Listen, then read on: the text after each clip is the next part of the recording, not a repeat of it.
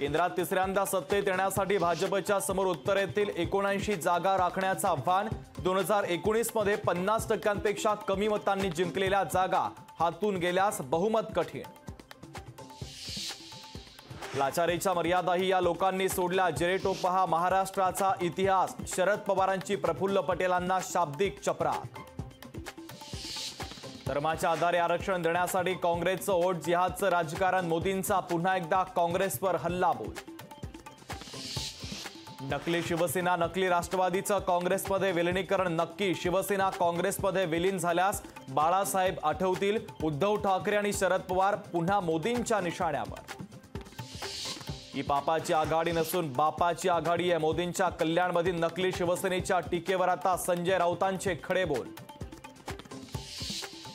केजरीवालांना अंतरिम जामीन देऊन विशेष वागणूक। अमित शहांचा खळबळजनक दावा। होर्डिंग परवानगी प्रकरणी तत्कालीन रेल्वे आयुक्तांनी चौकशी त्यांची होण्याची शक्यता। कैसर खाली चौकशीच्या फेऱ्यात।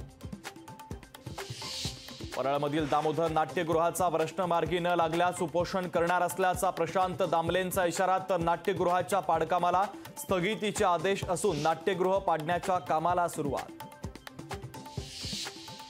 केरळमध्ये 31 मे रोजी मान्सून दाखल होणार। महाराष्ट्रामध्ये 7 जूनची डेडलाईन मान्सून पाळणार का याकडे मात्र सर्वांचं लक्ष।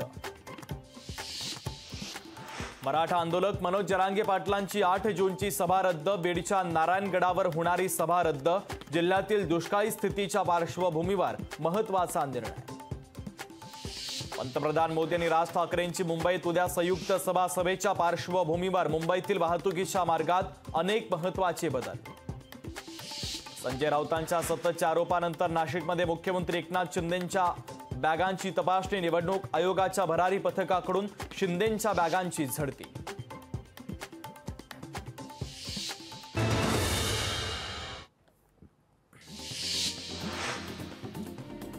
नाशिकमध्ये शिवसेना उद्धव बाळासाहेब ठाकरे पक्षाचे कार्यकर्ते आमने सामने। घोषणाबाजी करत शिवसेनेच्या रॅलीला उद्धव बाळासाहेब ठाकरे पक्षाचा विरोध। प्रचाराच्या धावपळीत अजित पवारांना थकवा। डॉक्टरांचा अजित पवारांना विश्रांतीचा सल्ला। अजित पवार मुंबईतील देवगिरी बंगल्यावर करतायत आराम। मोदींनी भूमिपूजन केलेला मुंबईतील एक तरी रस्ता पूर्ण झाला का? आदित्य ठाकरेंचा मुंबईकरांना सवाल। 56 टीएमसी पाणी गुजरातला नेणार। महाराष्ट्राचं पाणी गुजरातला पळवण्याचा घाट। जयंत पाटलांचा नाशिकच्या सभेत दावा।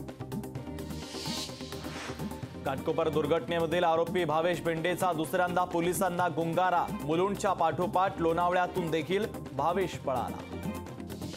मतवे निघतात तेव्हा 90% मतदान होतं। तुम्ही गाफील राहिलात तर त्याची मोठी किंमत मोजावी लागेल। गिरीश महाजनांचं महायुतीच्या मतदारांना आवाहन। मुंबईमध्ये 66 लाखांची रोकड जप्त। खार वांद्रे परिसरात निवडणूक भरारी पथकाची कारवाई। मुंबईमध्ये उद्या पंतप्रधान नरेंद्र मोदी आणि मनसे अध्यक्ष राज ठाकरेंची संयुक्त सभा। सभेच्या पार्श्वभूमीवर मुंबईतील वाहतूक मार्गात महत्त्वाचे बदल। अमरावतीच्या मेळघाटात थंडाभर पाण्यासाठी आदिवासींची वणवण। 13 गावात टँकरनं पाणी पुरवठा। जिल्ह्यातील 65 गावांतील विहिरी प्रशासनाकडून अधिग्रहित। साताऱ्यामध्ये वयोवृद्ध पेन्शनधारकांची फसवणूक। ट्रेझरी ऑफिसमधून बोलत असल्याचं सांगत 72,000 रुपयांची केली फसवणूक।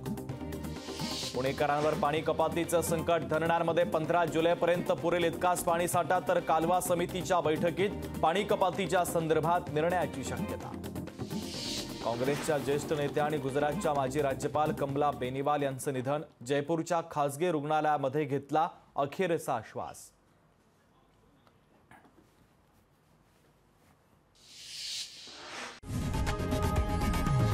लोकशाही मराठी ऐका, पहा, जागरूक रहा।